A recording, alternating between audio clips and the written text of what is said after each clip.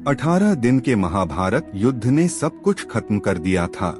इस युद्ध में कौरवों का लालच उनके पाप कर्म धृतराष्ट्र का पुत्र ही नहीं बल्कि कई शूरवीर योद्धाओं को मौत की नींद सुला दिया था। महाभारत युद्ध से जुड़ी कई रोचक किस्से और कहानियां हम आज भी सुनते हैं, जिनमें से एक खास बात अर्जुन के रथ से जुड़ी थी, जिसके बारे में बहुत ही कम लोग जानते हैं। क्या आपको पता है कि सूर्यपुत्र कर्ण के पास एक ऐसा बाण था जो अर्जुन के रथ को हवा में उड़ा देता और युद्ध के उपरांत अर्जुन का रथ जल के राख हो गया था। आज की इस वीडियो में हम इस अद्भुत कथा के बारे में जानेंगे।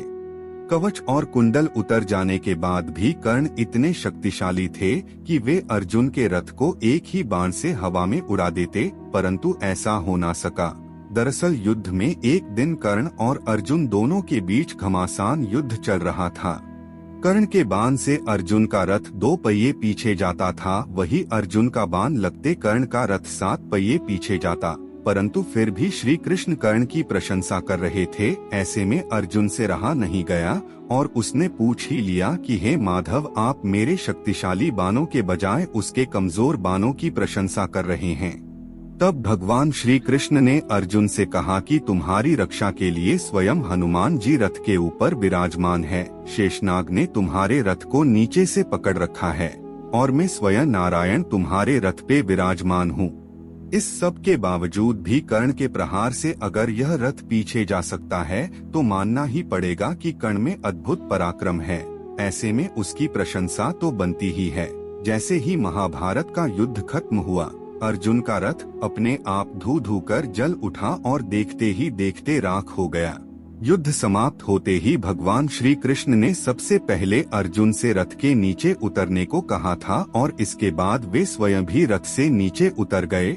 इन दोनों के उतरते ही हनुमान जी और शेषनाग भी अंतर्ध्यान हो गए थे, जिसके बाद तत्काल ही अर्जुन का रथ जलकर भस्म हो गया। यह देखकर अर्जुन हैरान रह गए। तब अर्जुन ने भगवान श्री कृष्ण से इसका कारण पूछा। तब भगवान ने कहा कि यह रथ तो पितामह भीष्म, आचार्य द्रोणाचार्य और कर्ण के प्रहार से ही समाप्त हो चुका था, लेकिन इस रथ पर हनुमान जी, शेषनाग और उनके सारथी के तौर पर भगवान विराजमान होने के कारण यह केवल संकल्प से चल रहा था और अब हमारे रथ से उतरते ही यह भस्म हो गया। तो मित्रों, यह थी अर्जुन के रथ की कथा। इस कथा से हमें यह सीखने को मिलता है कि व्यक्ति को लगता है कि उसके प्रभाव, बल, बुद्धि से सब हो रहा है, लेकिन जीवन में ऐसा बहुत कुछ होता है जो प्रभु कृपा या गुरु कृपा से हो रहा है, पर हमारा अहंकार कृपा को मानने को तैयार नहीं होता, जिस कारण अहंकार बढ़ता जाता है।